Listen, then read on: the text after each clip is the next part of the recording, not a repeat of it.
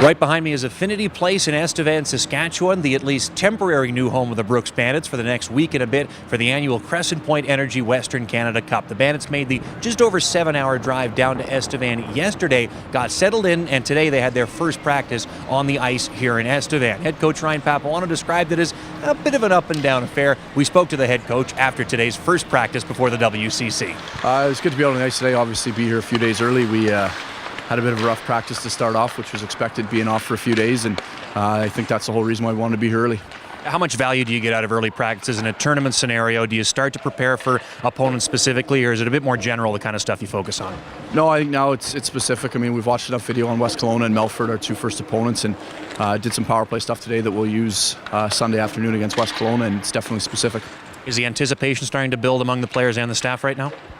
I don't know. I think for us right now, we still have enough days before the first game that we're just kind of taking it all in. I think once all the other teams get here, it'll start to become real. From your experience at tournaments like this, what are the biggest pitfalls teams have to avoid? What are the biggest risks when you come into a scenario like this? Yeah, I think one of the big ones is thinking that you're going to have the big home crowd behind you. Obviously we'll have some great fans that are here, but it's not going to be like the home playoffs in the AJHL. So atmosphere is one thing, and then I think just short memories. If we don't start off perfectly, we only have to be one of the top 4 teams in the round robin, and not that we're looking to fail in the round robin, but we have to be realistic about how we get to the next stage.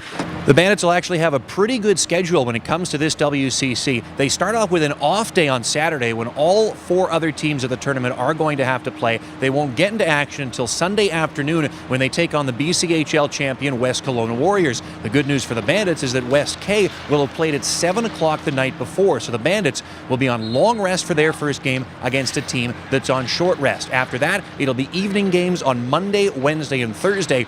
Once things are all wrapped up in the round robin stage, the top 4 teams will advance. 1 will play 2 for the WCC championship and the first RBC Cup berth. 3 will play 4 for the right to play the loser of the 1 versus 2 game for the second RBC berth. There's a lot on the line here, not just 2 berths in the RBC Cup, but the only championship the Brooks Bandits haven't won in the last 5 years. Of course, when the Bandits won the RBC Cup back in 2013, they were the runners-up at the first ever WCC in Nanaimo.